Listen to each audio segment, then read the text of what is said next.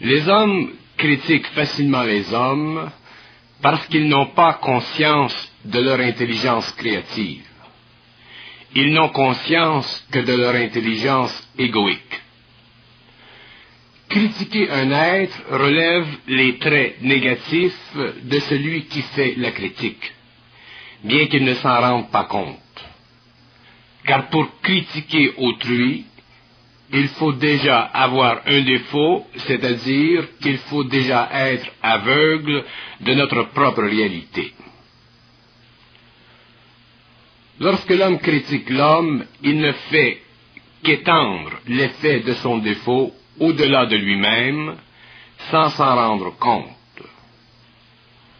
Un esprit très sensible peut facilement voir à travers ce mécanisme et ne pas être emprisonné par le filet que tend celui qui critique. Si l'esprit est très près de l'homme qui entend une critique, il saura demeurer neutre et totalement insensible de l'influence psychologique que la critique voudra bien créer.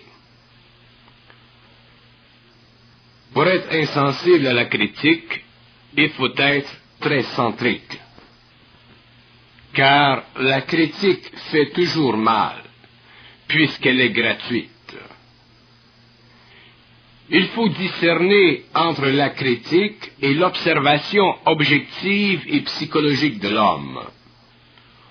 On peut parler d'une personne objectivement et psychologiquement sans la critiquer, c'est-à-dire sans la dévaloriser. Mais pour ceci, il faut être suffisamment conscient de la valeur de l'être au-delà de sa personnalité. Il faut voir l'être en tant qu'esprit emprisonné dans une personnalité qui n'est pas encore ajustée à lui. Alors ce n'est plus une critique de l'homme que l'on fait, mais une observation objective de sa psychologie ou de son comportement psychologique. De cette observation, tous peuvent apprendre quelque chose, car elle est intelligente, elle naît de l'intelligence de l'esprit, au lieu d'être le produit d'une subjectivité émotive et intellectuelle. Puisque l'esprit a toujours raison sur la personnalité, puisqu'il la connaît, il est alors facile de faire de grandes et même de profondes observations de l'homme, sans pour cela tomber dans le piège de la critique, qui ne vient pas de l'esprit, mais de l'ego imparfaitement intelligent. La critique repose sur deux mécanismes de fond. D'abord, elle est négative et se veut constructive. Et en second lieu, elle est génératrice d'impureté dans l'astral de l'homme et crée un froid subtil entre celui qui critique et celui qui l'écoute, car celui qui l'écoute n'est pas doté de la même vibration que celui qui critique, bien qu'il soit dans un espace commun. Et ce froid qui est vibratoire peut créer un malaise chez celui qui écoute la critique ou qui participe socialement à la critique. Et ce malaise n'est pas bon car il diminue l'affection pour celui qui a tendance à critiquer, même s'il ne s'en rend pas compte. Donc, celui qui critique perd toujours un peu d'affection de la part de celui qui l'écoute critiquer. Ceci est grave, car de belles amitiés peuvent être minées à long terme, car celui qui écoute la critique d'une tierce personne découvrira un jour que lui aussi est, ou peut être, sujet à être critiqué par celui qu'il écoutait auparavant. Autrement dit, on n'est jamais soi-même à l'abri de la critique de ceux que l'on écoute ou approuvons dans leur critique. La critique relève d'un manque d'intelligence créative, d'intelligence pure, d'une imperfection dans la transmission de l'intelligence. Ceci ne veut pas dire que la critique n'est pas à point. Au contraire, elle peut être très valable. Mais le point n'est pas là. Le point est dans le fait que toute critique n'est pas créative. Elle n'est que positive ou négative dans sa construction. Critiquer est une perte d'énergie dans le mental humain pour le bénéfice de la conscience astrale de l'homme. Il faut que l'homme qui se conscientise apprenne comment mettre en relief le comportement humain ou ses agissements sans alourdir sa conscience ni la conscience des autres. Et pour ce, il faut être conscient de la valeur vibratoire des mots qu'il utilise lorsqu'il veut faire connaître une observation sur le comportement d'autrui.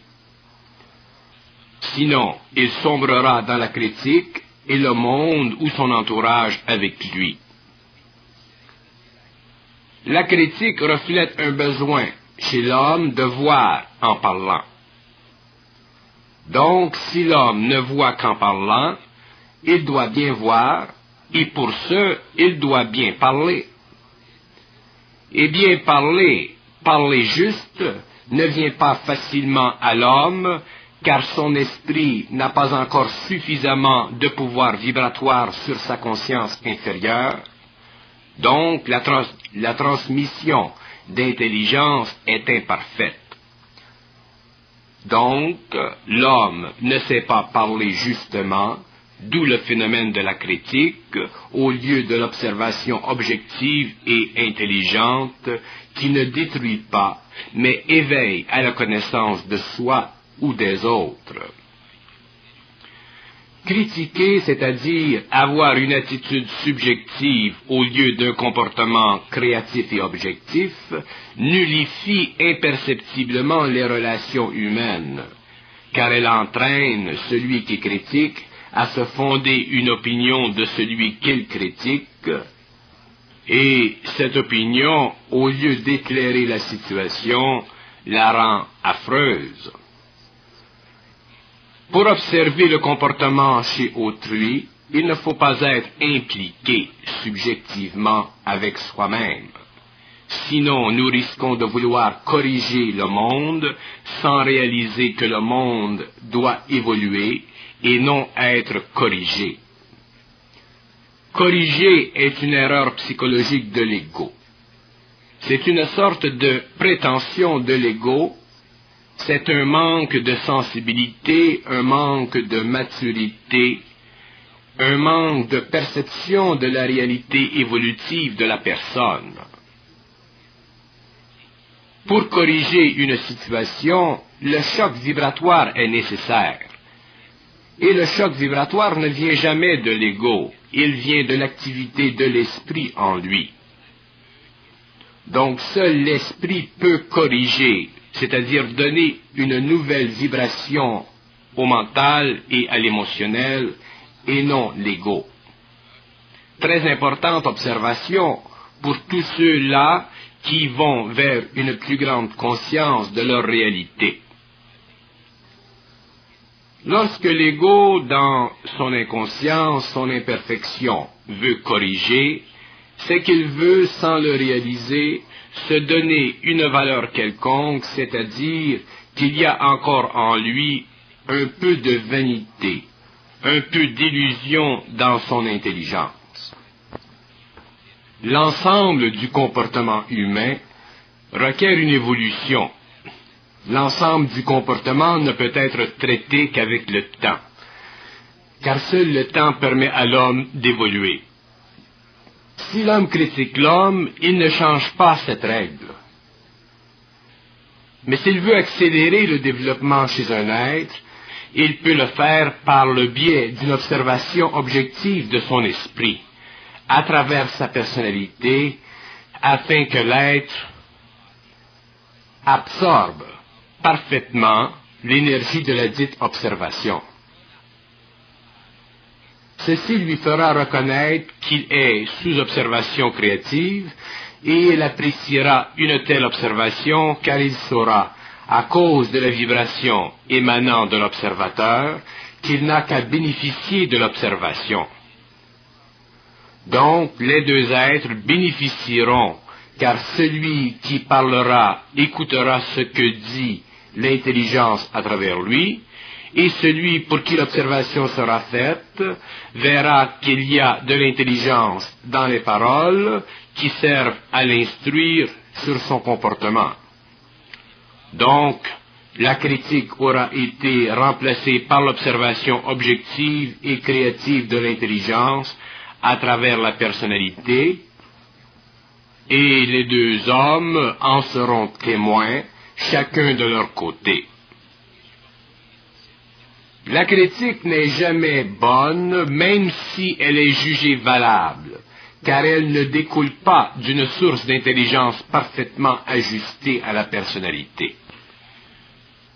Il est difficile à l'ego de réaliser la tension vibratoire qu'il crée, à cause de l'utilisation inférieure d'une forme lorsqu'il critique, car il n'a pas la sensibilité requise pour détecter l'erreur que crée l'attitude lorsque la forme est exprimée en parole. Donc, l'ego, sans pouvoir le réaliser, se nuit, car celui qu'il critique ou ceux qui entendent sa critique ressentent cette vibration, car elle ne vient pas de l'esprit. Donc, ne venant pas de l'esprit, ils l'aperçoivent, et c'est cette perception qui les ennuie. Lorsque l'homme sera dans son intelligence, il lui sera facile de faire une observation ou de la retenir s'il est préférable. Beaucoup de personnes sensibles sont sous l'impression qu'ils doivent ou sont obligés de corriger ou de critiquer toute situation qui se prête à leur opinion. Ceci est une très grande illusion. Elle est mauvaise chez l'être inconscient et chez l'être qui se conscientise, dont l'énergie mentale grandit sans cesse. Il est encore plus nécessaire de restreindre cette habitude, car l'énergie mentale, devenant plus forte, créera une obsession dans la critique, de sorte que ces personnes seront de plus en plus reconnaissables comme ne pouvant placer un mot qui soit libre d'une attitude quelconque. Il ne faut pas oublier que la pénétration de la conscience créative chez l'homme n'élimine pas le fait, même au début, des failles dans le caractère et des faiblesses dans le tempérament. Au contraire, elle les accentue d'abord pour les rendre évidentes et les détruit plus tard lorsque l'ego s'en est rendu compte. Ce n'est qu'à partir de cette période dans la vie de l'être qui se conscientise qu'il s'établit un équilibre de plus en plus parfait en lui. Donc, il faut faire attention à l'habitude de critiquer quand on se conscientise, car l'énergie qui pénètre peut rendre cette habitude très fatigante à la fois pour celui qui critique et se voit de plus en plus capable de tout critiquer, et celui qui est obligé de l'entendre ou de l'écouter. La critique est et peut devenir interminable lorsque l'être se conscientise, car il voit de plus en plus, mais ne voit pas qu'il voit encore imparfaitement ou seulement partiellement. La différence entre la critique et l'observation objective de l'intelligence ne relève que du changement graduel du corps astral, au fur et à mesure que l'ego se désengage de ses opinions, qui sont le produit du manque de contrôle de l'esprit ou de l'intelligence réelle sur le corps astral. Plus l'homme se conscientise, plus il reconnaît instantanément qu'il vient d'aller outre son droit de parole lorsque la critique apparaît sur ses lèvres. Avec le temps, il devient plus sage et bientôt plus intelligent, donc plus observateur objectivement que critique. La critique nuit toujours, car elle force une opinion sur un comportement qui doit être vécu en tant qu'expérience. Donc, la critique est toujours impuissante à changer quoi que ce soit pour le bien. Elle ne peut choquer que pour le mieux, qui n'est pas nécessairement le bien, car le bien est plus sujet à l'évolution du comportement que le mieux, qui peut être associé à un changement dans l'attitude du comportement. Ceux qui ont tendance à critiquer ont une raison de plus à le reconnaître, car ils découvriront que leur propre comportement nécessite aussi une évolution en fonction de leur esprit. Ils reconnaîtront alors la sagesse dans ces paroles qui disent « vivre et laisser vivre », autrement dit, vivre par expérience et laisser vivre par expérience. Puisque le comportement humain est hautement réfractaire à la critique, il se peut que celui qui critique trop se voit un jour retourner la balle. C'est alors qu'il comprendra que critiquer invite soi-même à la critique, tôt ou tard, car l'énergie négative de la critique sera retournée contre lui, contre celui qui critique, afin qu'il puisse lui aussi prendre conscience de son imperfection. C'est le cas de l'être qui se conscientise, mais qui n'a pas encore compris que la conscience n'est que le début de l'intelligence. Critiquer, c'est facile, car il nous permet de nous donner une allure, et beaucoup d'êtres qui se conscientisent ont besoin d'une allure, car ils ont été trop longtemps sans allure, c'est-à-dire sans point de référence personnel, leur permettant d'avoir un sens personnel de leur intelligence.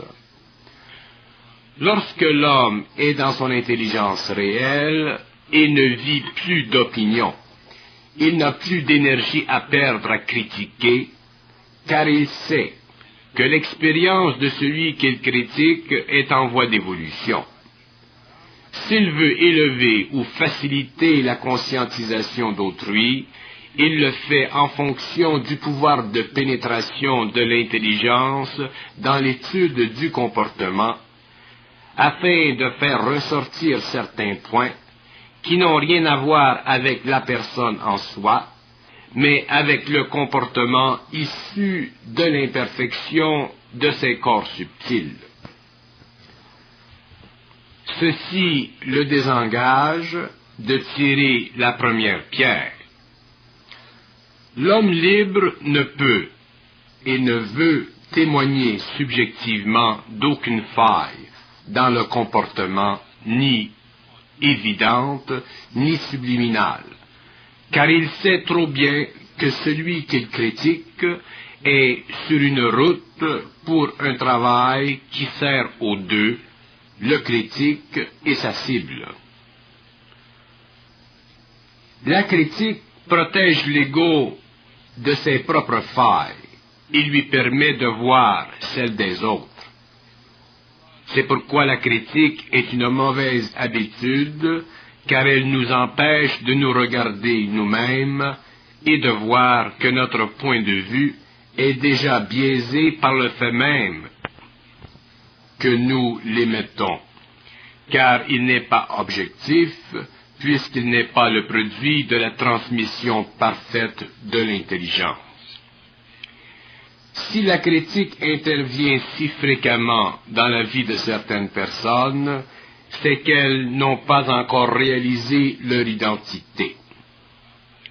Car lorsque l'homme commence à réaliser l'identité dans sa personnalité, ou qu'il découvre sa personne, il n'a plus besoin de se donner l'impression d'une personnalité qui est fausse, celle qui fait la critique. La critique donne à l'ego l'impression d'une personnalité créative et réelle, alors qu'elle est fautive.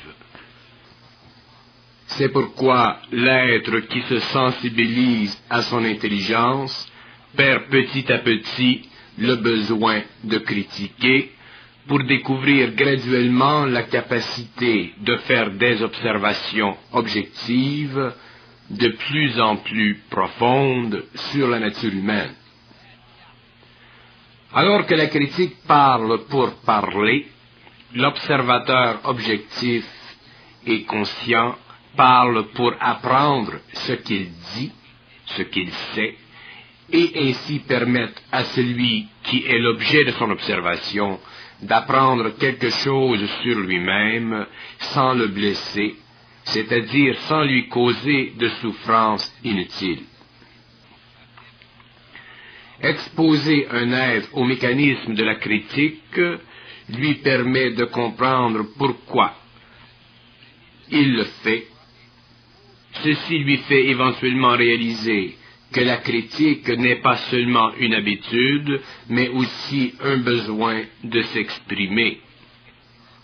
Or, comme l'homme a grand besoin de s'exprimer, la façon la plus facile pour lui est de le faire de façon négative, car pour le faire créativement, il faut qu'il ait pris conscience vibratoire de son intelligence et de la forme qu'elle exprime.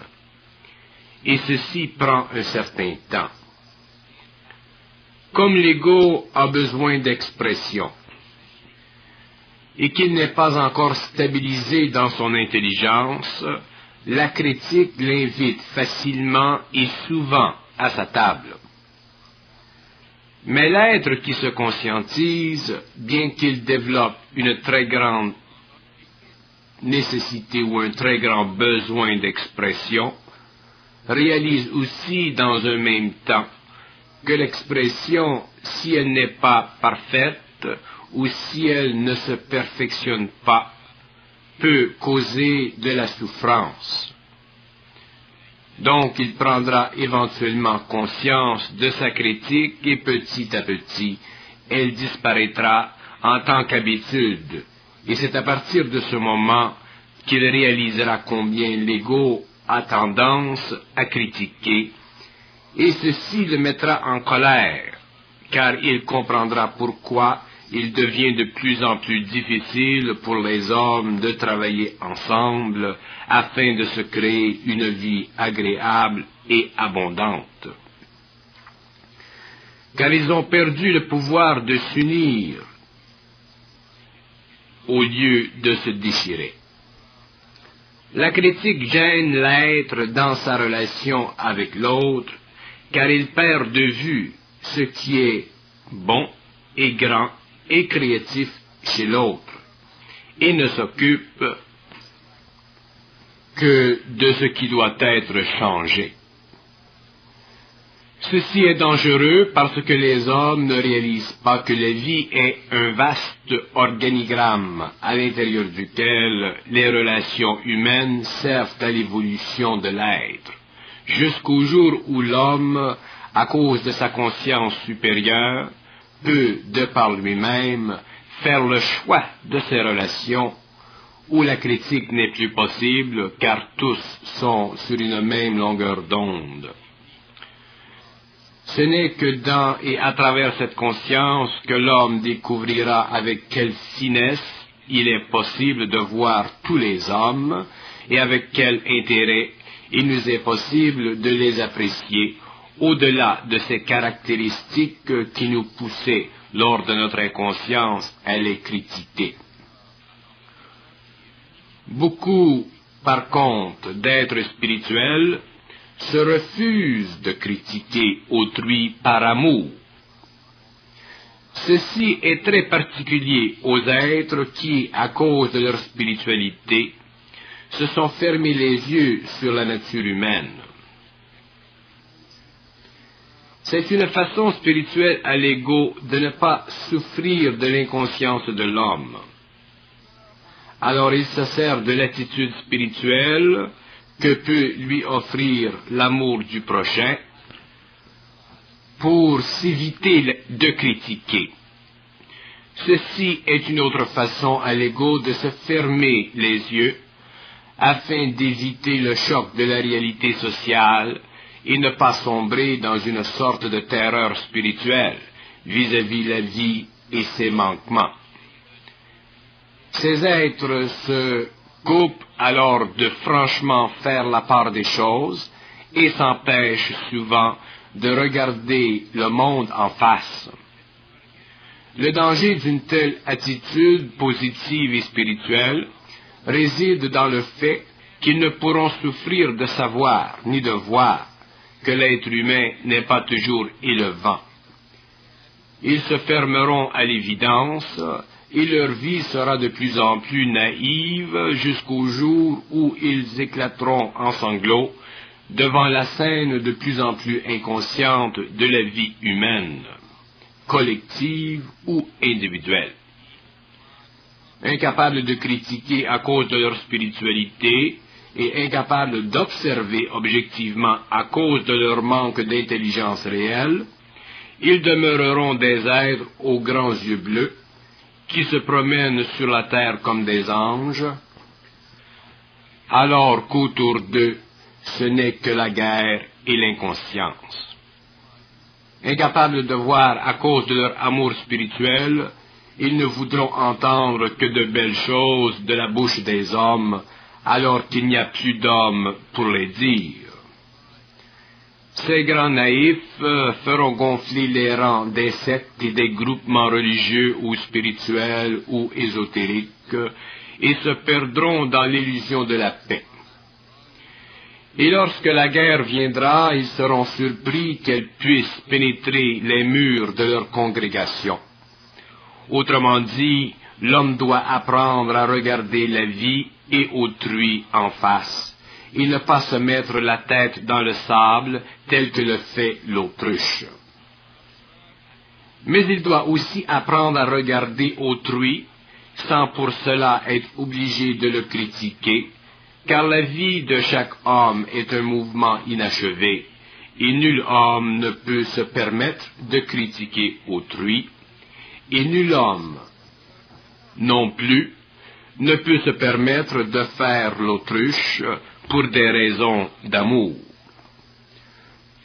La critique est une mauvaise habitude et son opposé, l'affliction spiritualisante de ceux qui ne peuvent voir que du bon chez tous les hommes, est une dangereuse attitude. Tout ceci mène à une même conclusion, le besoin chez l'homme de voir clair en parlant avec intelligence, au lieu de ne rien voir pour des raisons spirituelles, ou de voir tout de façon subjective à cause d'un manque d'intelligence objective. Autant la critique est une affliction, autant l'aveuglette est bête et abrutit le sens de la réalité sociale de l'homme. Être critique détourne l'homme de l'homme, et l'aveuglette spirituelle fait de l'homme un Père Noël qui s'appauvrit lentement par amour. Un des grands avantages de l'homme conscient est de bien connaître et de bien reconnaître la nature humaine. Et cette reconnaissance est indispensable à tout être qui veut bien vivre sa vie sociale, car autant l'homme ne peut, sur le plan matériel, être convive à une table d'hôte parfaite à cause du grave problème causé par l'involution, autant non plus il ne peut être convive à une table moins bien répartie pour raison d'amour et de spiritualité aveugle, car la convivialité sera lourde et l'atmosphère pénible. Donc l'homme a le pouvoir intérieur de bien vivre à sa table, pourvu qu'il puisse objectivement prendre place aux côtés des convives et ne pas sombrer dans une critique qui nuit à son atmosphère ou adopter une attitude à outrance spirituelle qui le forcera à demeurer avec des êtres qui ne sont pas de bonne compagnie. L'homme doit choisir dans la vie et le meilleur choix est toujours le plus difficile car il force ce dernier à traiter avec intelligence au lieu de traiter subjectivement. L'être qui se conscientise apprend à reconnaître avec de plus en plus de facilité pourquoi les êtres autour de lui se conforment à une myriade d'attitudes qui nuisent à l'harmonie. Il doit apprendre à voir l'homme objectivement, sans prétention aucune, afin de pouvoir vivre de ce qui est bon en lui.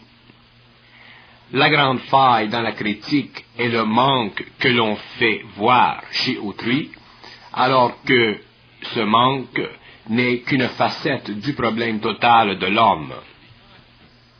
Donc, on le juge imparfaitement, car il nous est impossible, à l'heure actuelle, de connaître toutes les données du problème humain. Donc nous nous attardons à des attitudes de surface et créons un affront à un être qui est aussi ignorant que soi-même de la profonde nature humaine. Nous nous inspirons de nous-mêmes et ne pouvons même pas réaliser que la totalité de nos émotions et de nos pensées ne nous appartiennent qu'à la mesure de notre illusion. Nous croyons être complets dans notre critique, alors que l'homme n'a pas encore franchi le seuil de sa réalité. Donc la critique est son évidence. Au lieu de nous bénéficier, nous retarde, car elle nous garde dans l'illusion que le comportement d'autrui procède de nous-mêmes, alors qu'il n'est qu'une fabrication de l'invisible. L'homme qui critique autrui est tellement sévéré de sa propre réalité et de celle de l'autre, que la moindre compréhension de la réalité le rendrait muet pour toujours. Si la critique doit être remplacée par l'observation objective, c'est pour permettre à l'homme de cesser de prendre le fou du roi pour le maître du royaume. La fonction de l'homme est de supporter l'activité de l'esprit, et le but final de l'esprit est de retourner à la lumière, alors que l'homme ne voit que l'homme. Si l'homme voyait l'esprit derrière l'homme, il ne s'occuperait plus subjectivement de critiquer le comportement apparent, mais s'occuperait plutôt d'essayer de le comprendre par son propre esprit et de l'expliquer à celui qui en serait la cause. Envisager de critiquer autrui ne peut faire autre chose chez soi que de nous faire perdre de l'énergie précieuse qui, autrement utilisée, servirait à nous rendre plus conscients de la nature occulte de tout être.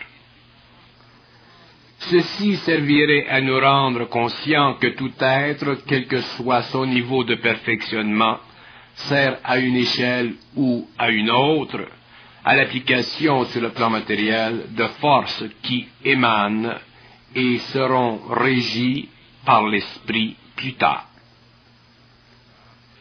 Le cycle de la personnalité humaine tel que nous l'avons connu et compris tire à sa fin, car l'homme dépassera les bornes de la conscience subjective et réflexive pour entrer dans une conscience qui dépendra de son lien étroit avec l'invisible plutôt qu'avec l'illusion de son être personnalisé à la sauce des influences apparentes et externes.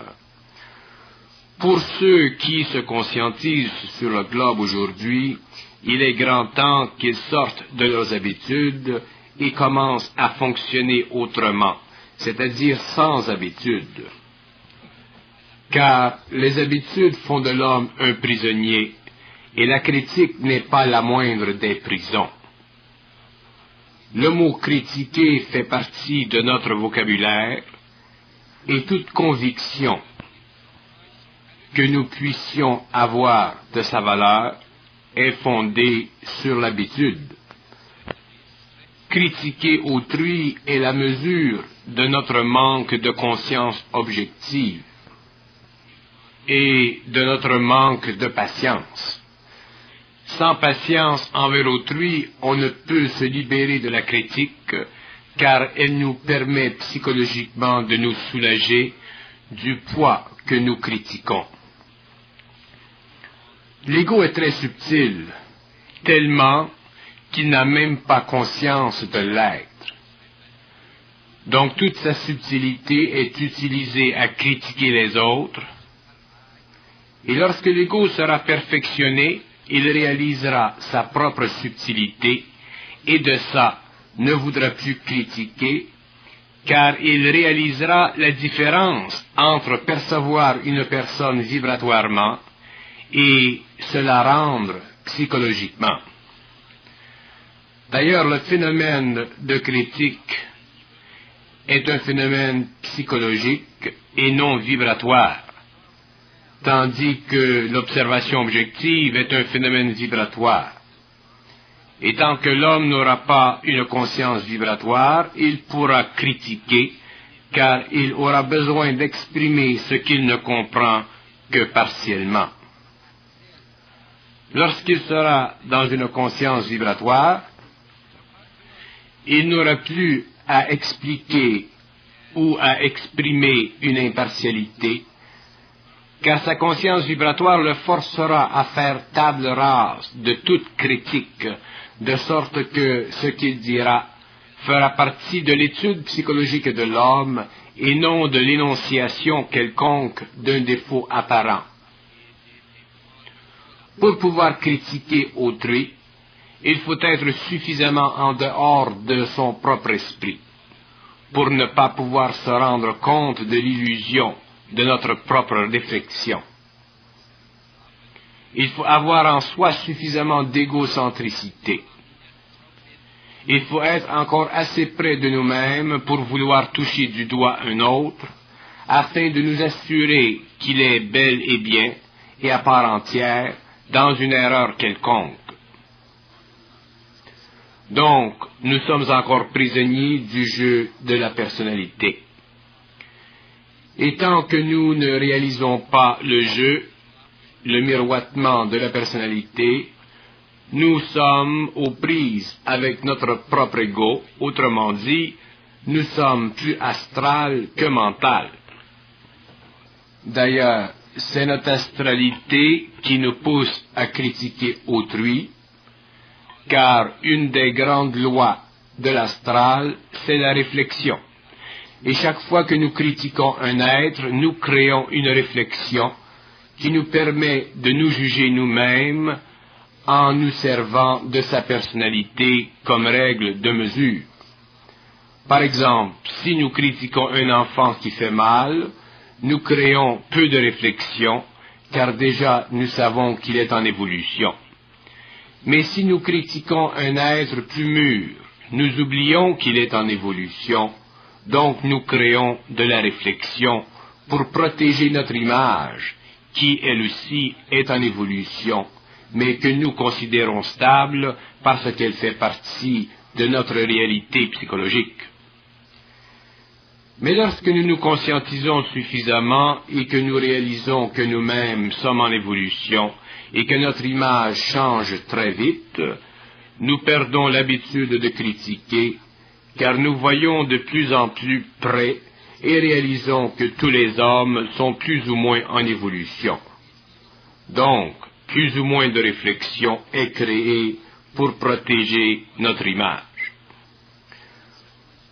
Lorsque la fusion se fait sentir, la critique d'autrui devient de plus en plus difficile, car vient le temps où nous ne pouvons plus créer de réflexion astrale en soi.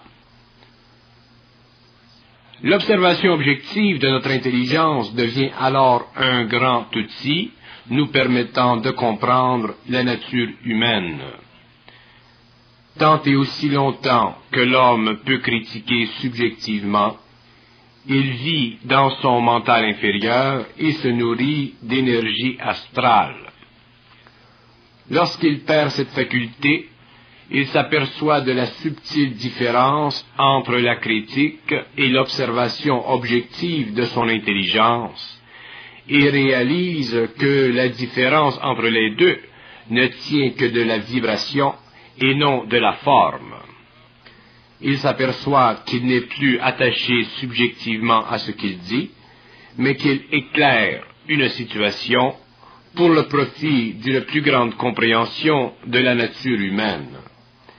C'est à partir de ce moment que l'homme entre dans la science du mental supérieur et commence à décortiquer tous les nœuds de la personnalité inconsciente qu'il peut mesurer et étudier avec une profondeur et une précision de plus en plus grandes.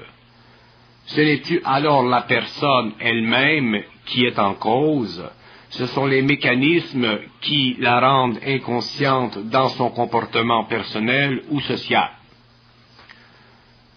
La critique ne sert plus le critique égoïquement.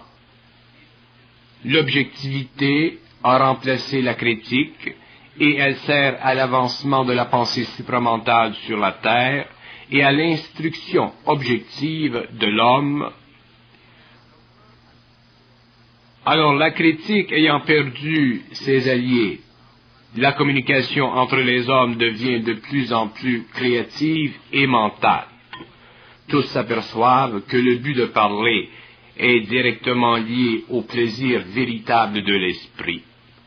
Et l'homme ne veut plus entendre parler autrement. Il ne veut plus alourdir sa conscience avec la critique. Il veut écouter et entendre des gens parler qui ont quelque chose de créatif et de constructif à dire. Sinon, il perd petit à petit intérêt dans leur compagnie, car il s'épuise de ne pas entendre quelque chose d'intelligent. L'être supramental n'a rien à dire qui ne soit utilisable par d'autres. Il n'a rien à dire qui ne soit valable, qui ne soit intéressant, car tout découle de son esprit. Il est évident qu'à ce stage de l'évolution de l'homme, la critique est bien loin derrière lui, et il ne veut plus la connaître. Il veut parler avec l'homme ou de l'homme sans que ce qui soit dit soit mal vécu. Il veut vivre sa parole et il aime que sa parole soit vivante pour les autres. La critique apparaît souvent comme étant une parole vivante, mais elle n'est pas une parole vivante, car l'astral en elle la tue, puisque l'astral est la mort. Lorsque l'être conscient aura appris à ne plus critiquer, et qu'il pourra observer objectivement le comportement humain, il apprendra pour la première fois que la psychologie ou la science du comportement humain est infinie, et il trouvera un plaisir sans fin dans l'étude de l'homme, qui est en fait la plus grande et la plus complexe des études, parce que l'homme est le produit d'une accumulation interminable d'impressions qui crée en lui une infinie variété de mouvements que la science mentale peut parfaitement expliquer en fonction des mécanismes qui relèvent des aspects subtils de l'être.